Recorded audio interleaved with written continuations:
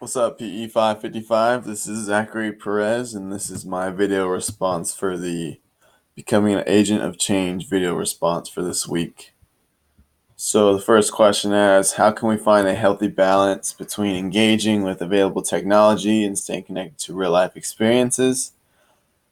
First of all, I think technology is something that we have to engage in. That's just the way the world operates now. There's technology everywhere, there's technology in the classroom. So, being able to operate technology correctly is something that, I think we as individuals need to know, and something that we need to teach our kids, and so they can, stay connected to people in their classroom and just to the outside world, because, so much is being connected through the internet. And I think we can learn actually a lot from, you know, other people around the world.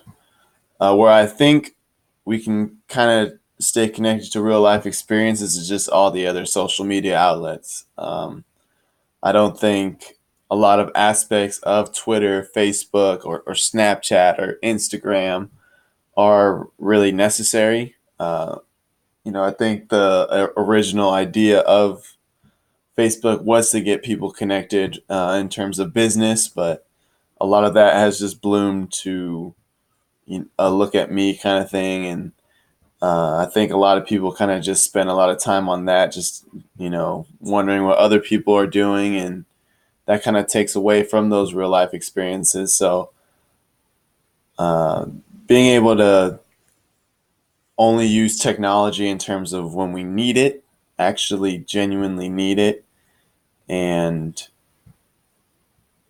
deteriorating away from all the outside instances where we don't need it will kind of help us, stay connected to our real life experiences. We'll use that time, to hang out with friends or hang out with family.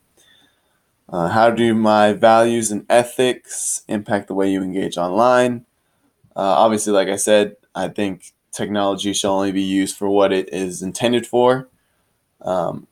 Ethically, I see a lot of families, at a dinner table out wherever I eat, and they're all, doing a different thing online, and that's honestly kind of heartbreaking to me. But I understand, that's just the world we live in.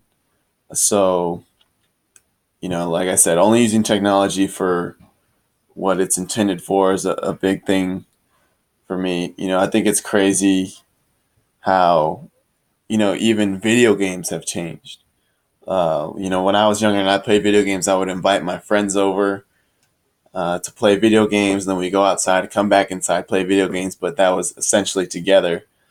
But now you don't even have to be together. And there's online gaming now to where you have headphones and you're talking to your friends over, um, a wireless connection. And I think that just shows, how disconnected we've become. So now video games are not even, you know, personally connected. They're just connected through wireless connections. And so I think the way, I can just impact the way, or how my values impact the way I engage online is, like I said, just, only use it for when it's intended, and kind of just when I do use it, I use it in a group setting. What boundaries or limits do you put on social media usage? Actually, before I read this article, I kind of knew that, you could set limits on your time screen. So I have a not an app, but like a feature on my iPhone that tells me my weekly average of my battery usage on social media outlets or on, screen time. And I kind of just try to limit that each week to about 2 hours. I find that I'm way more productive when um, I am able to decrease my time on social media outlets or screen time. But all the other apps I think are cool. Uh, I didn't know they had ways that parents can lock their kids out of screen time. So I think, if worst comes to worst, you can do that to get your kid to experience more real life experiences. What advice would I give my students or athletes how they can use technology or social media appropriately. Like I said before, only use it when it's needed, um, or use it as an outlet. I think the biggest thing for them, for students, for athletes who are so connected on social media, kind of use it as a reward. Make sure that they're getting all their goals done during the day. Make sure they're doing their homework. Make sure they're going to class. And once all that is done, or once you're done shooting 50 shots a day, once all that is done, then you can have that social media time, and whatever time that is left, you can use it. But I think setting it as a reward rather than just constantly looking at it throughout the day is something that can kind of help them, use that social media appropriately.